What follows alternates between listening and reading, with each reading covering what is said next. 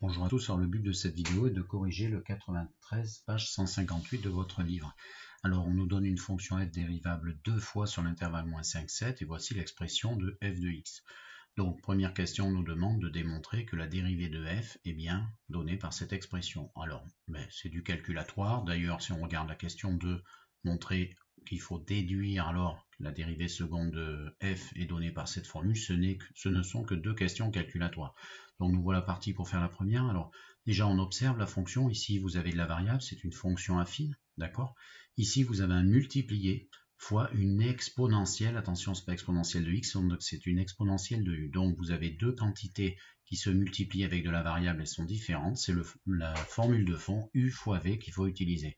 Vous identifiez u, vous identifiez v, c'est la première chose que vous devez faire. Donc à gauche de votre écran, donc la fonction f est de la forme u fois v, u c'est donc le premier facteur qui se dérive, x se dérive en 1, moins 2,5, constante additive 0.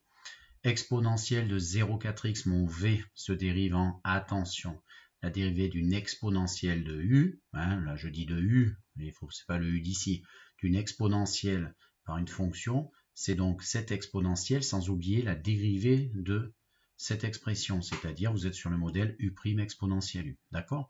Alors ensuite, quand on a fait ces petits calculs, il faut absolument bien maîtriser votre formule de la dérivée d'un produit, et donc la dérivée d'un produit est donc u' fois v plus v', je l'ai mis en rouge pour vous le rappeler, ne faites pas l'erreur ici, certains mettent un moins, confusion avec le numérateur de la dérivée de u sur v, c'est un plus donc. Et si vous la savez déjà, vous pouvez passer directement à cette étape en noir où on remplace. Donc j'ai remplacé les u', les v', etc. ici, donc par leur quantité, d'accord, qu'on avait calculé ci-dessus, et après, j'arrive ici, j'observe. Qu'est-ce que j'ai? J'ai dans ce premier terme, alors là c'est un facteur, hein, le premier terme il est là. Vous avez un premier terme ici, et vous en avez un second ici. Et attention, ce second, il est beaucoup plus long parce qu'en fait, il est constitué d'un premier facteur fois un deuxième facteur, le petit 0,4, fois un troisième facteur. Et dans ce second terme, il y a au troisième facteur encore la même exponentielle. Du coup, cette même exponentielle, vous allez voir ce que je vais faire afficher de suite, je peux la factoriser parce qu'elle est présente en tant que facteur commun des deux termes. Et du coup, je l'affiche, je la mets devant. Donc exponentielle 0,4x est devant. Ici, j'ouvre un crochet, je dois mettre, donc j'ai mis le fois pour vous faire apparaître, vous n'êtes pas obligé. Je veux récupérer ce premier terme, donc il faut absolument que ce soit cette distribution, et donc il y a un 1 ici. Ensuite, plus, et je veux récupérer tout ce second terme dans lequel il y a ce facteur qui est commun qui est devant, donc je mets les deux autres derrière, avec le plus. Et ensuite, vous fignolez les calculs ici, vous faites 0,4 fois x, 0,4 fois 2,5, ça fait 1, avec un petit moins 1, moins 1 et plus 1 s'élimine, il reste 0,4x que j'ai choisi de remettre devant. Voilà la fin de cette première question. Deuxième question, on doit trouver maintenant la dérivée numéro 2, on va partir de cette dérivée numéro 1 et on va la dériver à nouveau.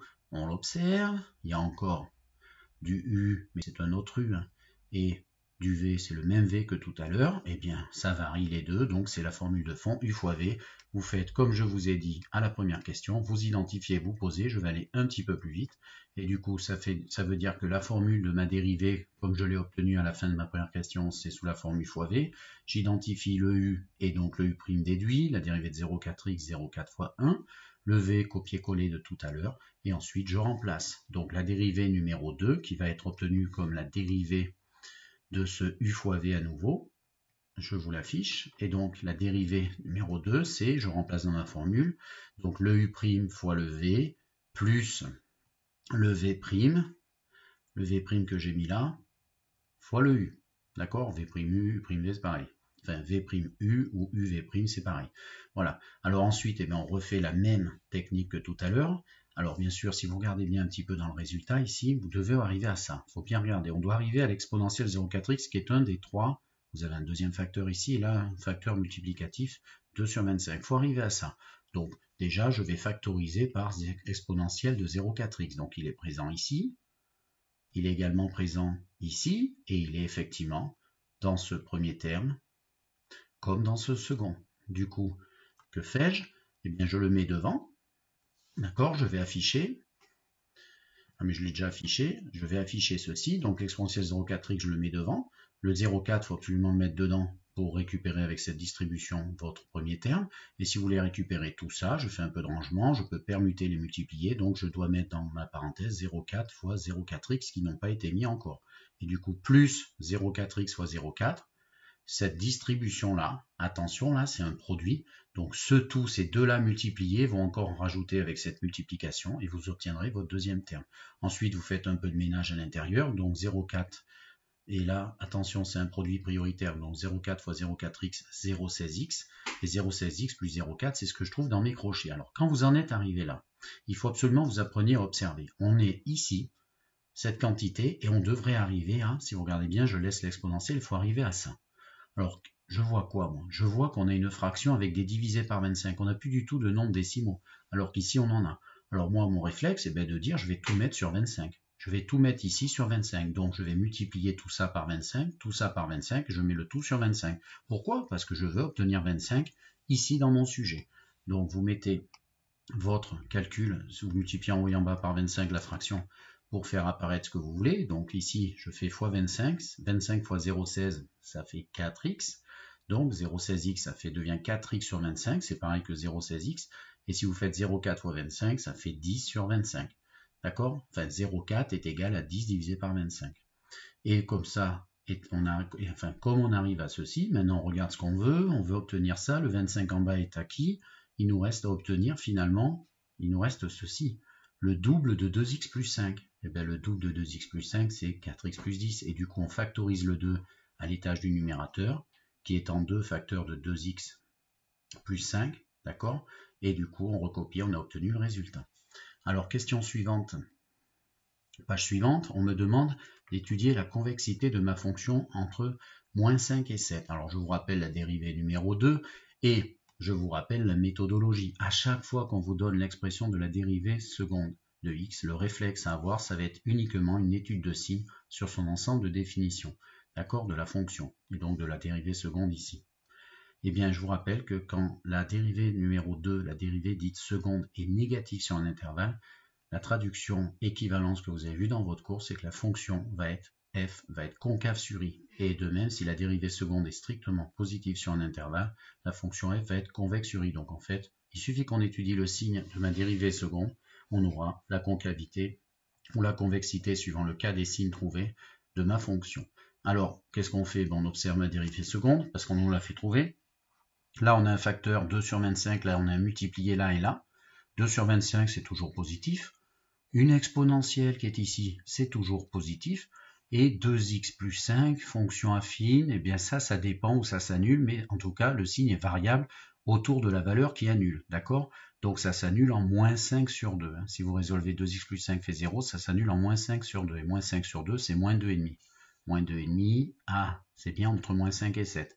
Donc il va falloir y prêter une attention. J'écris mes petites analyses que je viens de faire, et je vais préparer mon tableau. Et donc, f' de x, f seconde de x, pardon, c'est du signe du facteur 2x plus 5, comme je viens de vous le dire, parce que tout simplement les deux autres, ils sont strict plus sur R. Donc forcément ici entre moins 5 et 7. J'ai préparé mon tableau pour gagner un peu de temps. Donc le signe de f seconde de x, je vais le trouver. En fait, c'est le signe de 2x plus 5. Et donc si le signe de 2x plus 5, j'ai besoin, comme toujours, je vous rappelle, pour le signe d'une expression, je mets ma variable en haut à gauche. Ici, je mets le minimum possible, donc c'est moins 5, d'après mon étude en haut. 7, et les valeurs qui jouent un rôle pour le signe qui annule mon expression 2x plus 5, c'est moins 5,5. D'accord? Qu'on pourrait écrire, comme ça tombe juste, moins 2,5. Donc, qu'est-ce que je sais sur cette règle de signe? C'est que 2x plus 5 devant le x, il y a un coefficient 2 qui est positif, donc ici c'est positif. Et donc là je mets un plus, et là je mets un moins. Alors, je fais un petit tableau, vous n'êtes pas obligé de faire un tableau, vous pouvez l'écrire en français, mais en gros ça veut dire quoi? Que si x est entre moins 5 et moins 5,5, ma dérivée numéro 2 étant moins, comme ici, ma fonction f va être concave. Et ici, dans cet intervalle-là, ma dérivée numéro 2 seconde est positive. D'après ce rappel-là, la fonction f va être convexe. Du coup, moi, je vais l'écrire. Donc ici, elle sera concave. J'ai marqué convexité. Vous mettez bien votre sujet. À gauche, convexe. Alors, avant de vous faire une petite remarque, eh bien, on va aller faire un petit tour sur le graphique parce que je vais récupérer. Je vous ai dessiné la fonction f et je vais essayer d'en vérifier ses résultats, c'est-à-dire de voir qu'elle est bien concave à gauche de moins 2,5 et convexe à droite de moins 2,5. Et du coup, ça me donne, regardez, j'ai dessiné la fonction. Je vous ai dessiné donc en vert, vous avez la fonction, attention, la première, on ne dessine pas la dérivée seconde. Hein. Et du coup, je vais faire circuler une tangente qui ici est dessinée en rouge. D'accord? Ma tangente est en rouge. Si vous regardez bien, actuellement, on est positionné le point A en moins 5.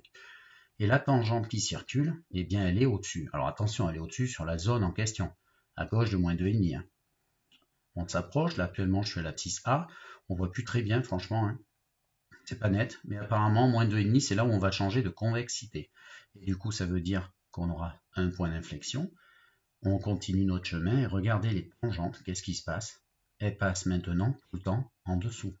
Donc notion de fonction convexe, effectivement la bosse vers le haut. On vient de quitter une bosse vers le bas, concave, bosse vers le haut. Et du coup vous voyez bien, mes tangentes sont toujours en dessous. Là je suis dans une partie où la fonction de base est convexe. Et quand je reviens là, d'après mon étude, apparemment en moins 2,5 ça va changer, la dérivée seconde s'annule et ça va passer au-dessus. C'est pas très net. Bon, voilà, du coup, vous voyez, les outils calculatoires, il vaut mieux avoir ces outils-là pour que ce soit plus précis qu'une étude graphique. Donc je reviens et je vous fais afficher ma petite remarque. C'était pas dans ce sujet, on me demande la convexité. Et donc la remarque, c'est que la courbe de la fonction, elle possède un point d'inflexion au point d'abscisse moins 5,5. Pourquoi? Parce que ma dérivée numéro 2, il change de signe ici, d'accord? Elle change de signe, elle passe de moins à plus. Et équivalence logique, en fait, elle change de convexité, ça revient exactement au même. Voilà.